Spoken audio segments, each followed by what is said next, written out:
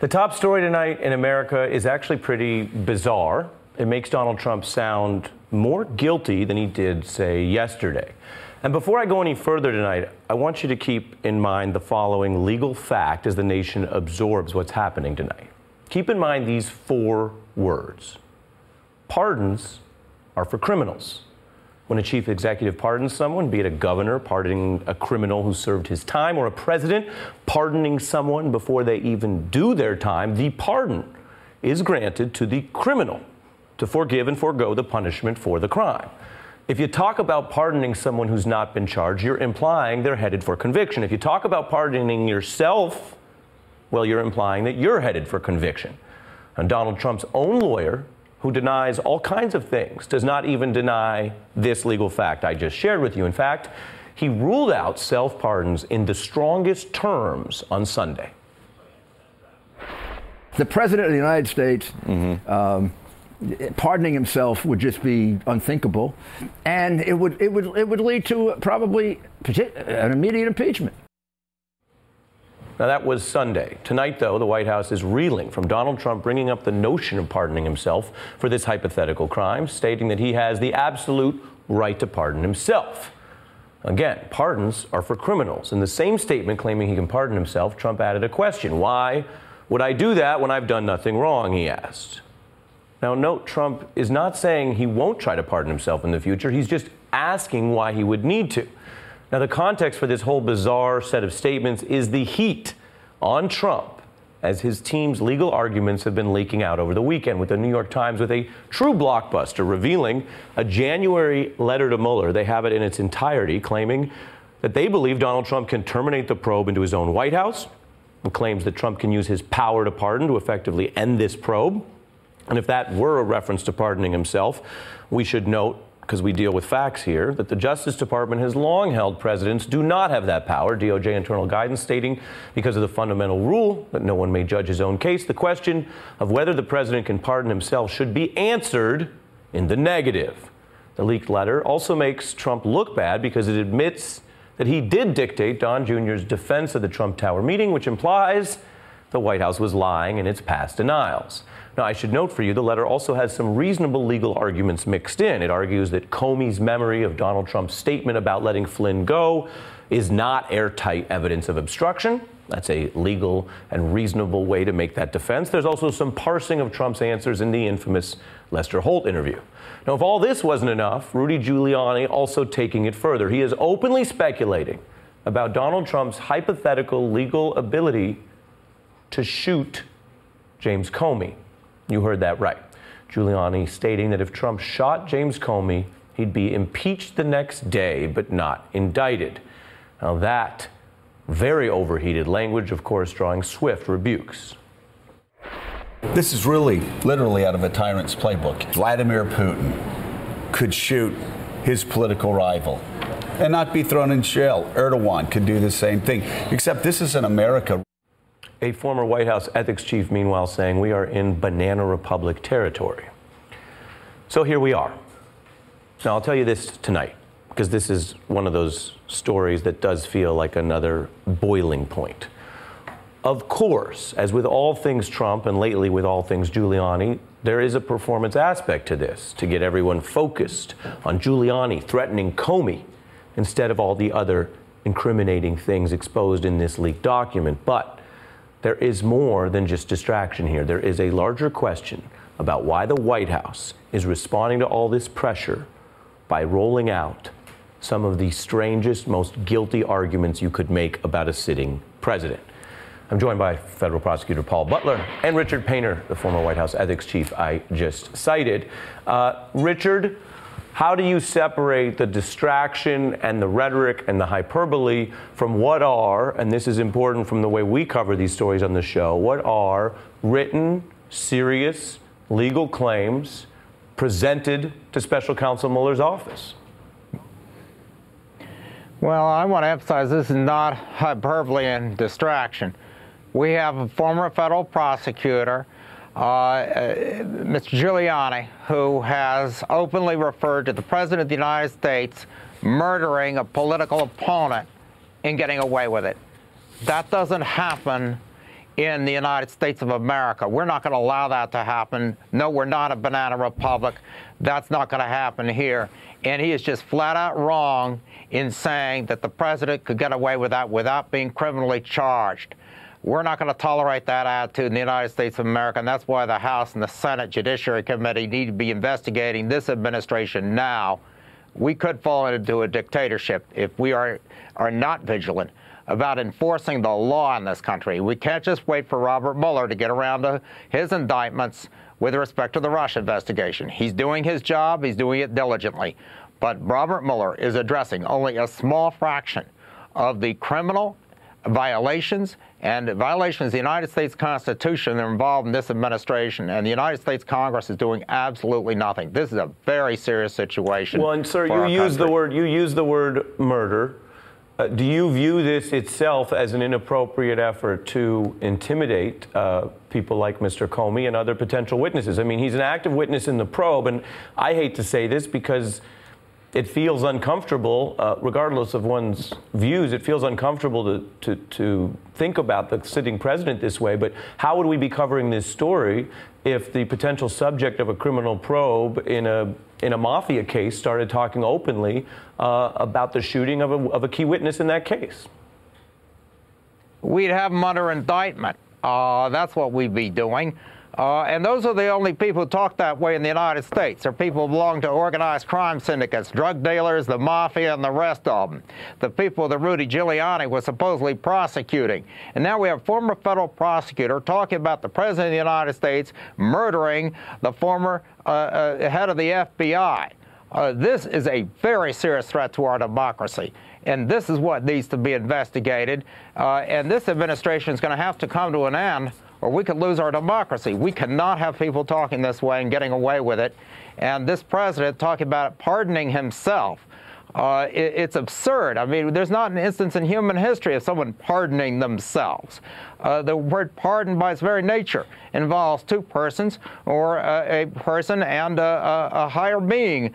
It's completely absurd the way they're talking about Donald Trump as if he is a dictator who can do anything he wants, whatever he wants. The founders did not create a constitution for this country so we could have a president who's a dictator and who acts like a dictator and a Congress that does absolutely nothing about it.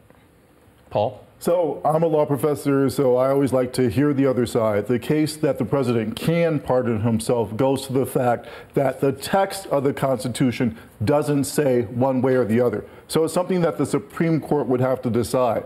What the president's lawyers would argue is that because the text is silent, it gives very broad authority to the president, says he can pardon for any federal offense. The only thing he can't do is pardon himself out of an impeachment.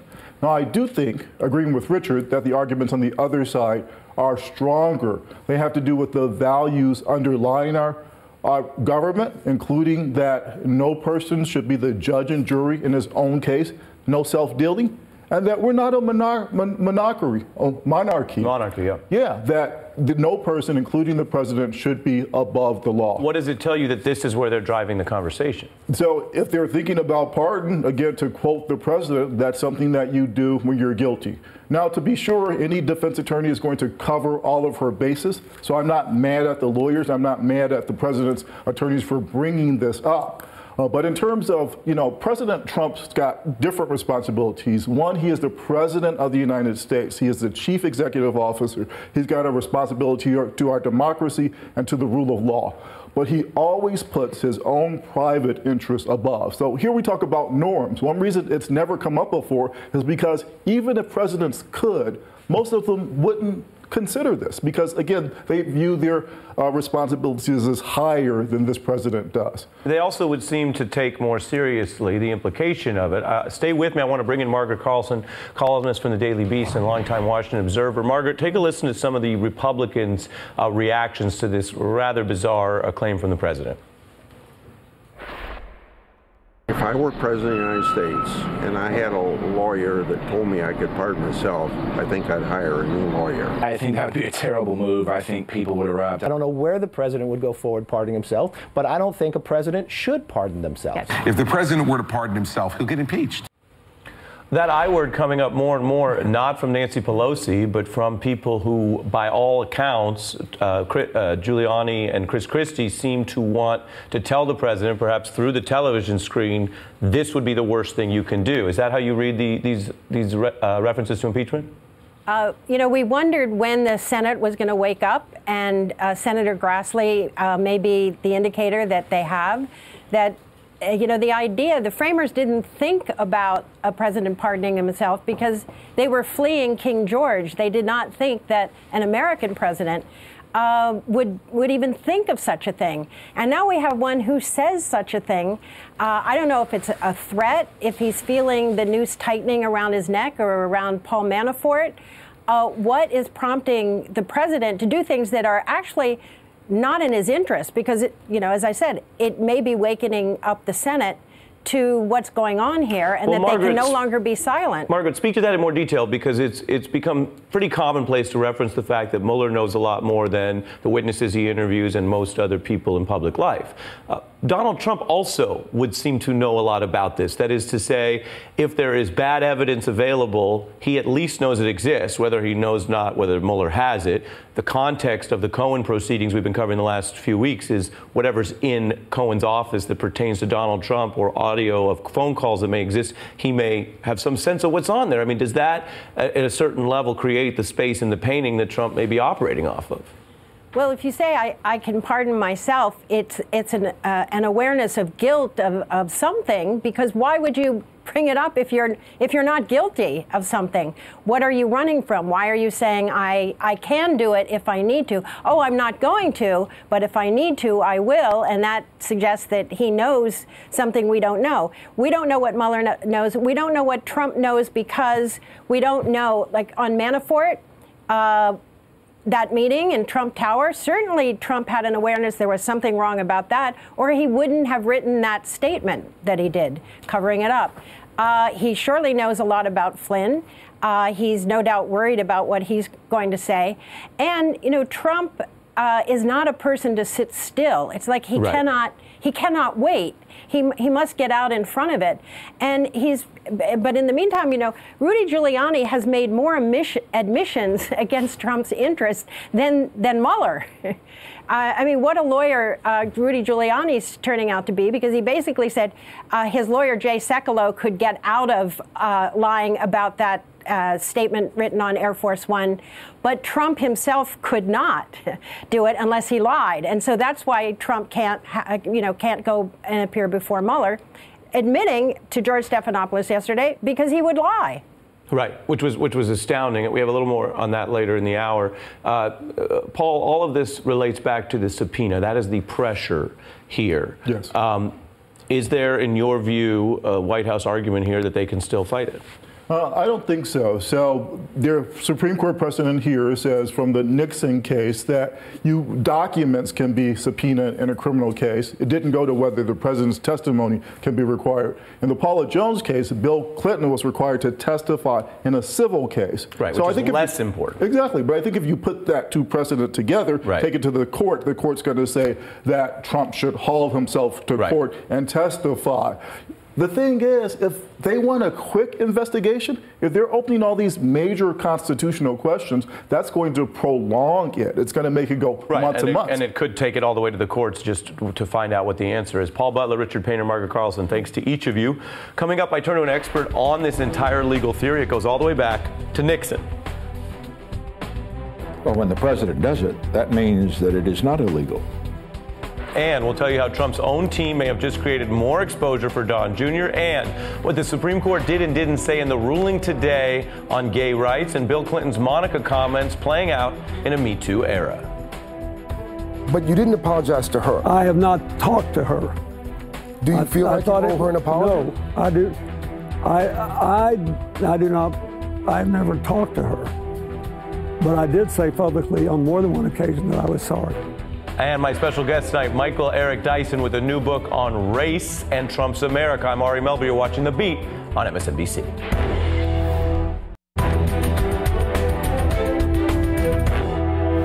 Donald Trump put his spokesperson in a tough spot today.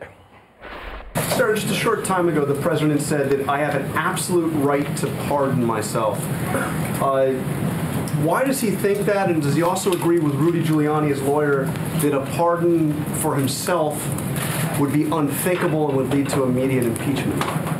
Thankfully, the president hasn't done anything wrong and wouldn't have any need for a pardon. Once again, thankfully, the president hasn't done anything wrong and therefore wouldn't need one. The whole question has arisen because Trump and his lawyers have been trotting this out. One lawyer you may have seen on TV struggling to match his client's position. Do you and the president's attorneys believe the president has the power to pardon himself? He's not, but he probably does. I mean, he has no intention of pardoning himself, but he probably does. It doesn't say he can't. I mean, that's another really interesting constitutional argument. Can the president pardon himself? You think it's an open question? I used to run the pardon attorney. It would be an open question. I think it would probably get answered by, gosh, that's what the Constitution says, and if you want to change it, change it. But yeah. As we discussed tonight, though, even if Giuliani claims it's an open question, he also admits it would blow up spectacularly on Trump. The president of the United States pardoning himself would just be unthinkable, and it would lead to probably an immediate impeachment. The last president who did consider a self-pardon was ushered out of office under that threat of impeachment. It was the same period when the DOJ stated the president cannot pardon himself, something Nixon never grasped because he literally claimed presidents can commit crimes and make them legal by the act of being president. Nixon thought the president's power was basically above the law. So what, in a sense, you're saying is that there are certain situations, and the Houston plan, or that part of it was one of them, where the president can decide that it's in the best interest of the nation or something, and do something illegal. Well, when the president does it, that means that it is not illegal. That phrase lives on as one of Nixon's low points. Legal experts, of course, note that the weight of authority is against self-pardons, including the legal scholar Brian Colt, who notes self-pardons are invalid because they place a president above the law. He also notes any conservative reading of the Constitution's text reinforces that reality. Brian Colt joins me now. He's the author of Constitutional Cliffhangers, which examines this issue. Also, Guy Lewis is here. He is a former federal prosecutor who's worked with Bob Mueller, Jim Comey, and Rod Rosenstein. Thanks to both of you for being here. Brian, what is the clearest argument against the self-pardon? Well, there are three parts. The first part is, as Paul Butler mentioned earlier, that a pardon inherently is something you give to someone else. It would be like making a donation to yourself. It just doesn't make sense. Donations from the same Latin root. The second reason is that no one can be a judge in his own case. The courts have said that in other contexts. Sometimes they do, sometimes they don't. But if they ruled against the validity of a self-pardon, you better believe that would be part of the argument they made. And then third, looking at what the framers said when they were writing the pardon power, they debated this in the Constitutional Convention. They didn't debate self-pardons in particular, but they debated presidents abusing the pardon power, pardoning their own treasonous Confederates. And when they talked about that, they said, if a president does that, if a president is among the guilty people there, and he pardons all of them, well, we can impeach him and then prosecute him. And on the self-judging point, on the self-judging point, I mean, you write very interestingly that there are other clues in the Constitution, like the fact that when there is an impeachment trial, then the vice president does not preside over the Senate, a point that we're going to show here, illustrated with Justice Rehnquist taking that role during the Clinton impeachment. Two-thirds of the senators present not having pronounced him guilty, the Senate adjudges that the respondent, William Jefferson Clinton, President of the United States, is not guilty as charged in the first article of impeachment. How does that rather dramatic visual illustrate your point? Well, the Chief Justice presides when the president is on trial. When the vice president is on trial, the Constitution doesn't say anything about it. It says the vice president presides over the Senate with that one exception. So what I argued is that if you read that literally, that means that if the vice president is impeached and put on trial in the Senate, that he would preside over his own impeachment. And if you think that that's okay, well, great, but I don't think that the Senate would allow that, and I think that the principle that you can't be the judge in your own case, even as presiding over your own case is not nearly as big a deal in the impeachment context. Well, I took it more in a pardon. Yeah, I took it more straightforward that the founders didn't want the vice president presiding over his president's impeachment trial. Right, but because they're on the same so. team. Right, but they specified that in the Constitution. They didn't specify right, that the president can't that's what I'm talking himself. about. They specified that, which goes to the point that you don't judge your own team. Yes, although, again, they didn't specify that the vice president doesn't preside over the vice president. Yeah, I know. You already, you already said that. It goes without saying. I know. I'm talking about. That's the point. I feel like I'm back in law school. I'm asking you about that point, though, which is they do say that, you know, in this case, the Clinton administration wasn't going to judge itself. Guy, go ahead and get in here. Yes. Well, it's interesting, Ari, because in the Nixon situation, who did exercise the pardon over his former boss? So in that instance, Ford came in and pardoned Nixon for crimes, really nothing that had been indicted yet in terms of Nixon himself, and pardoned him for the commission of any acts relating to the Watergate matter. So look, I read something that Brian wrote, I'm not sure exactly when, but not too long ago, where he said, those who claim to know the answer to this question that we're debating, in his words, we're pretending. And I think that was a very wise statement, because the Constitution does leave it open. And what makes it difficult, Ari, and I think Brian will agree with this, is that when you overlay the politics of this with the Constitution and the law, I mean, that's what makes it so hard and what makes it so divisive and so political. The Constitution clearly, I mean, if you read the text of the Constitution, the president, according to the Constitution, Article 2, the president can, quote, grant reprieves and pardons for offenses against the United States, except in the case of impeachment. That's it.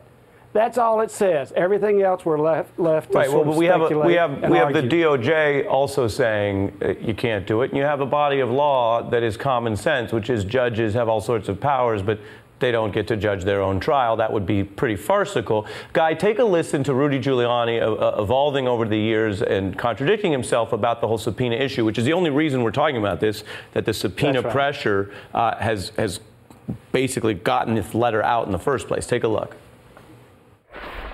But what happens if Robert Mueller subpoenas the president? Will you comply? Well, we don't have to. He's the president of the United States. The president is not above the law, is not able to avoid subpoenas. It's pretty clear that a president can't be subpoenaed to a criminal proceeding about him. As far as the criminal law is concerned, the president's a citizen. Guy, which Giuliani do you take?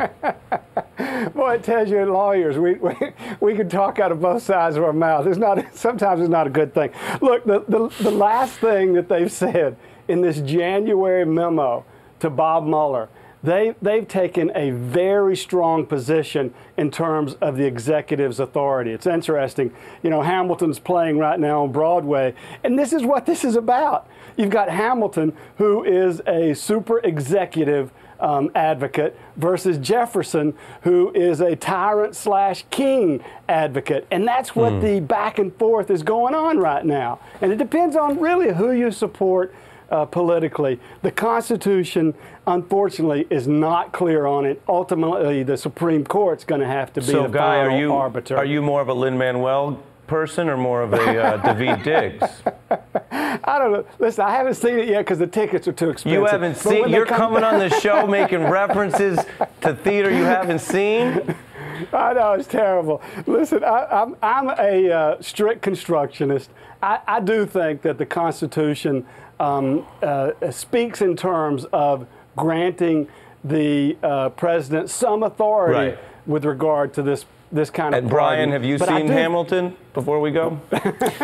No, it is coming to East Lansing next year, and I've got my tickets already. Oh, you do? All right. Well, it's a great production with or without David and Lin-Manuel. And listen, when we have both of you back, I'll get your top 5 rappers. We just don't have time for that tonight. Guy Lewis, Brian Call, thank you both. Up ahead on the beat, there are, of course, racial tensions in the Trump era. We are going to talk to Michael Eric Dyson about his new book. I'm very excited about that. Also, Donald Trump's lawyers insisting that he had no role in that Trump Tower statement that was so misleading, but we know that's not true. That developing story when we're back in just 60 seconds.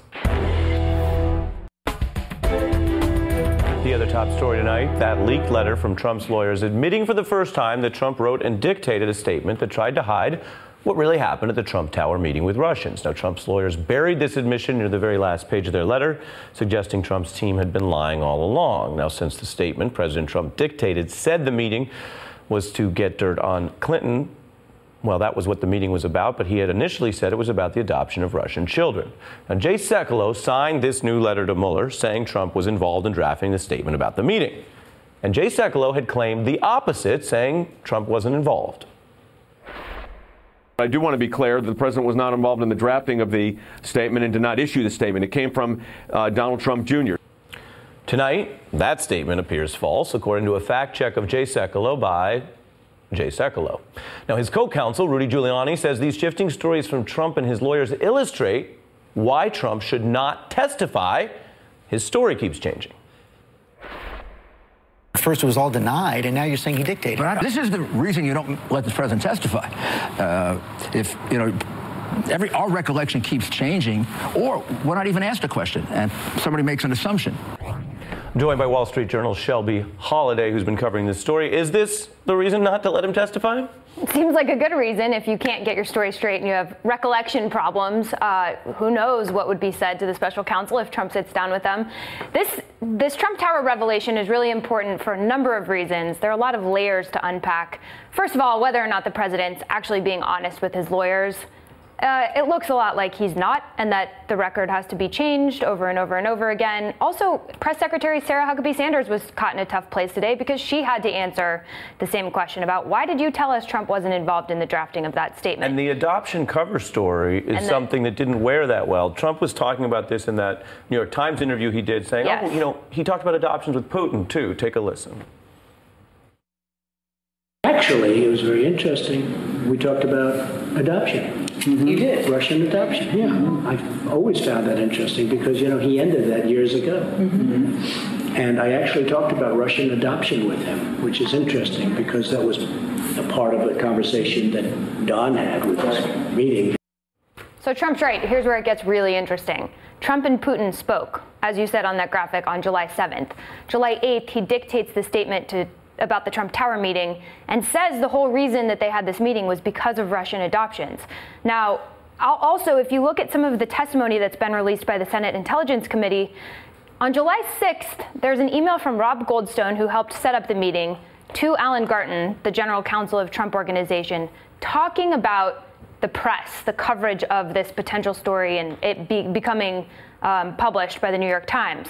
So they knew that the story was coming on July 6th. July 7th, Trump talks to Putin. July 8th, he dictates a statement. And then on July 9th and 10th, between messages between Rob Goldstone and Emin Agalarov, one of the Russians involved in setting up the meeting, it actually shows that Trump's legal counsel is helping dictate the statements of the parties on the Russian side of this meeting. And so it looks like the president and his legal team are dictating not just Trump Jr.'s statement, but the statement of other people who were involved in the meeting. And that could be a big reason why the questions that special counsel Mueller wants to ask do revolve around this really big meeting. Shelby, when you put it like that, it makes it sound like an international conspiracy to obstruct justice. I mean, the timeline's really important here, and I am not a lawyer, but I'm a journalist who meticulously updates my timeline. And when you look at these things all adding up, it certainly raises your eyebrows. Appreciate your analysis. You don't have to self-identify as a non-lawyer when you come on the show. You don't have to do that. Well, you're the lawyer. Shelby Holiday, I just get to have fun. Closely watching the story for us from the Wall Street Journal. Thank you, as always. I want to turn to a wholly different subject and an important one. The Supreme Court ruling today in a 7-2 decision, siding with the Colorado baker, Jack Phillips, who refused to make a cake for a gay couple's wedding. He argued it would violate his own religious beliefs. The couple had said they should be able to patron a business just like anyone else. We were just so embarrassed and we felt rejected. He simply turned us away just because of who we are instead of what we asked for. The majority of the justices seemed sympathetic to the baker's religious beliefs, but concerned that a ruling for him could give businesses too much leeway to engage in discrimination. 7 justices ruling for the baker, finding impermissible hostility against his religion. I'm joined by a legal eagle, NPR's legal affairs correspondent, Nina Totenberg, who I've been listening to All my life. Do not say you were in a car seat or I will personally come and strangle you. I just said all my life. I guess, well, look, all I'm saying is it's a thrill to have you on the beat. I appreciate it. Tell us about this case, which is coming from, as you obviously have been reporting, a court that has, on the one hand, advanced equality and rights on these issues, but today many people feel seems to be doing something different in this narrow ruling. Well, it's an extremely narrow ruling. It's a 7-2 decision. And this was a gonzo case. It pit gay rights against religious and First Amendment rights by somebody who disagrees. That's the way we all ballyhooed it. And the court instead found this little keyhole way through this dilemma, particularly for Anthony Kennedy, who is, after all, the author of every gay rights decision handed down by the Supreme Court in the last 2 decades, and on the other hand, is also a huge defender of the First Amendment right of free speech and freedom of religion. So here he is, and he's likely the deciding vote, and he finds this way through a little tiny passage through because the Colorado Civil Rights Commission had one of its 7 members who disparaged the Bakers' views, compared them to the kind of justifications we heard for slavery at the time of slavery, and people who don't want to believe that the Holocaust happened. And that, he said, denied the Baker, Mr. Phillips, the right to have a neutral fact finder, because one of the 7 members of the commission obviously wasn't neutral, said the justice, and therefore the Baker, Mr. Phillips, wins this case because he was denied a fair hearing. But then Kennedy goes on to say that generally, when there's no hostility, the states have the power and the federal government has the power to have public accommodations laws that require that everybody be treated equally, that all classes of people be treated equally. So the ultimate clash really isn't decided. What's decided is a pretty narrow question. Was this man, Jack Phillips, denied a fair hearing on his case because one of the members of the commission had an apparent hostility to religious questions of religious freedom? So your analysis is essentially whether by strategy or by the legal requirements of the case, this was much more about the anecdote in question than any larger legal principle. I think that's right.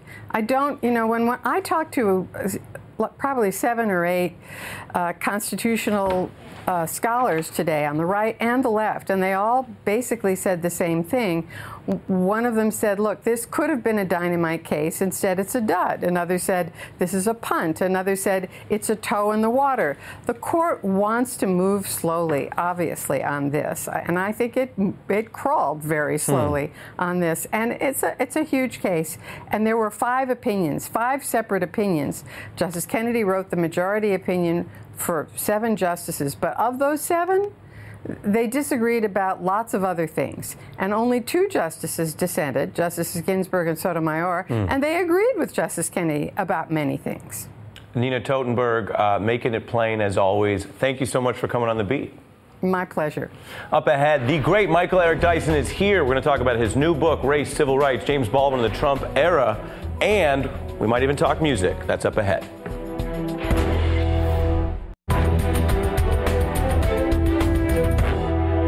President Trump continues to stroke racial grievances across the United States. Within the last month, Trump signed a bill enabling banks to discriminate against minorities. He declared the U.S. should consider deporting athletes who protest police brutality, and then, of course, declined to criticize Roseanne Barr for comparing Valerie Jarrett to an ape. Surveys show that many white Americans have held a belief that the U.S. is improving on race relations, a position that is hard to maintain amidst Trumpism. Now, the civil rights expert and public intellectual Michael Eric Dyson argues in his new book, What Truth Sounds Like, that Trump's ascendance shows that far from being a marginal player in whiteness, Trump is the logical extension of American ideas about blackness, because the white refusal to concede Obama's legitimacy is the articulation of the deeply rooted refusal to see blackness itself as American. Now, Michael Eric Dyson joins me now to discuss these issues. His book tracing these key moments in the civil rights struggle, and he explores the role of public truth in the face of white oppression, how artists like James Baldwin brought the black experience to white America. I don't know what most white people in this country feel, but I can only include what they feel from the state of their institutions. I don't know whether the labor unions and their bosses really hate me. That doesn't matter, but I know I'm not in their unions. I don't know if the real estate lobby is anything against black people, but I know the real estate lobbies keep me in the ghetto. I don't know if the Board of Education hates black people, but I know the textbooks they give my children to read and the schools that we have to go to. Now, this is the evidence. You want me to make an act of faith, risking myself, my wife, my woman, my sister, my children, on some idealism which you assure me exists in America, which I have never seen. Applies today. Dyson writing that Baldwin was addressing the nation on an outside track, the white power structure on an inside track, telling RFK that American politics operates to defend white interests, whiteness an important means to express black grievance, and that resurgent white bigotry was thriving at the highest levels of the U.S. government. Professor Dyson joins me now. Thanks for being here. Thanks for having me, my friend. James Baldwin, these truths you feel apply today. Absolutely right. I mean, in one sense, the times have caught up to James Baldwin. You know, there was a time, Ari, not too long ago, and people wouldn't believe this, maybe 4 or 5 years ago, where he had fallen, according to one scholar, off of the syllabi of American institutions of higher education. But now he's been brought back. Why? Black Lives Matter brought him back. The concern about black life in the midst of its vulnerable and oppressive conditions brought it back. Starbucks helped bring it back. Black people barbecuing and not being able to do so freely centered again the witness of Baldwin, existential and intellectual, trying to talk about the conditions of black people systemically and systematically, but also personally, what the price was to our own souls. So yeah, he is fit for the times in which he has reemerged. You write, America, in Baldwin's view, was split in two, not between North and South, but between the powerful and the disenfranchised. The powerful maintain the status quo by sowing discord among the disenfranchised. Poor white folks, rather than uniting with their socioeconomically oppressed brothers and sisters against the rich, trained their ire on poor black folk. Yeah. I suspect, Professor, having followed your work, you wrote that with a deliberate application to today. Mr. Melber, as the Godfather said, you know everything. So the reality is I absolutely did, because I think we are seeing a repeat of that in our own era. The epics are paralleled. Mr. Trump has deliberately fastened onto the collective delusion of whiteness that somehow poor white people will be the vehicle to articulate concerns about this nation without paying attention to how they're suffering under him. White people who are poor, who are drawn to him, don't understand that he is disinvesting in their interests and communities. It was LBJ who said, if you can convince the poorest white person on earth that he's better than the best black man, you can pick his pockets. He said, give him something to aim at concretely, he'll pick his pockets for you. And I suspect that's what we're seeing today. What LBJ's logic was then is what we're seeing manifest in Donald Trump's cynical exploitation of working class black people, who, by the way, are not benefited when you put millionaires and multimillionaires and billionaires in office to make sure that the distribution of wealth will go on. I think now what we're seeing is the contradiction that James Baldwin pointed to those 50-some-5 years ago. Donald Trump was a cultural figure before he was a political figure. Yeah. Culture is powerful. I want to ask you about something that's been talked about a lot everywhere, perhaps, but the news, which is this feud between the very popular artist Drake and a somewhat lesser-known writer and rapper Pusha T, because it got racial. I'm reading here from their back and forth. Pusha T saying, addressing Drake, confused, always felt you weren't black enough, afraid to grow it because your fro wouldn't nap enough. Your analysis of the role of sort of racial credential checking in this part of the debate. Yeah, it's very interesting. Drake is from Toronto, so you got transnational blackness. You know, we talk about the diaspora, and when we look out toward Africa, but also look toward the borders of our northern neighbors. And so he's already up against the borders of authentic blackness. Are you from the hood? Are you from Chicago? No, I'm from Toronto. Okay, that's different to begin with. Then when he admitted as a biracial child that his hair didn't behave with the same rules years of curling, what the anthropologists call, contour duplication and what we call nappy head. It didn't happen. So Drake admitted that. But now Pusha T in battle is trying to use that as a kind of racial bona fides. You're not really black enough. You're not authentically black. Well, what is black? Black is as black does. What we've seen, James Baldwin in The Fire Next Time said, race is not a reality. It's a political fiction. It's a projection of what we believe. So I think that in this case, if we use this as an opportunity to see that Drake is just as black as Pusha T.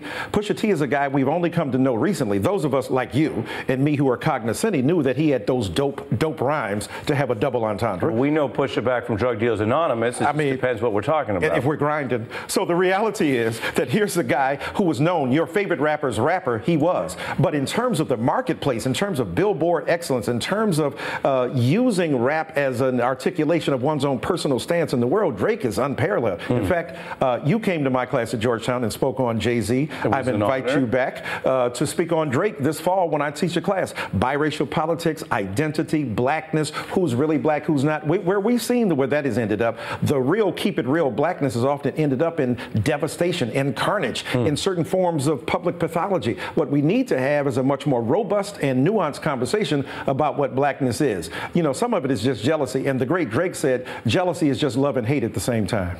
Wow. I think you began with a Baldwin reference. I believe you had a Clips reference in the middle. Yes. And a Drake reference at the end. That's why we're here to just learn from you, Professor. My brother, you are the man. Thank you very much. Fallback Friday on a Monday. Fallback Friday on a Monday. The book is What Truth Sounds Like by Michael Eric Dyson. And up ahead, we have some developing news in the Michael Cohen case, a new court filing on what the feds are going to see and what is privilege when we come back. We just got some new information in the Michael Cohen case since we've come on air, and it is a setback for Michael Cohen. You may remember all of this vast material seized from him in these FBI raids. Well, we're learning again, most of them will be handed over to the feds and used in the investigation. A court-appointed watchdog basically releasing a report that shows very few documents that Cohen had been fighting to hold back will be held back. There were about 8 boxes with over 12,000 pages, 3 digital devices. The prosecutors are basically only going to be held back from seeing 162 items that are either privileged or personal. That is an update on that special master process. We can get this over, this long nightmare for the American public over. My fellow Americans, our long national nightmare is over. Or is it just beginning? Be careful with your nightmare references. Rudy Giuliani continuing to stir up a lot of talk. Now, I have a programming note that connects these two stories, actually. Tomorrow, I am very honored to say that the legendary investigative journalist who probably knows more about presidential abuse of power than most people in the country, well, he's here. Seymour Hersh is my special guest to talk about how to uncover the secrets in journalism and in life that powerful people want to keep secret. He, of course, played a pivotal role in exposing scandals like Watergate, human rights abuses, all the way from the Nixon era to the Bush era. And he will be with us tomorrow. Hey, it's Chris Hayes from MSNBC. You know, every day I come to the office and we make a television show. And every day I think to myself, there's so much more I want to talk about. And so this is our podcast. It's called Why Is This Happening? And the whole idea behind it is to get to the root of the things that we see play out every day. They're driven by big ideas. Each week, I sit down with a person uniquely suited to explain why this is happening. New episodes of Why Is This Happening? Every Tuesday. Listen for free wherever you get your podcasts.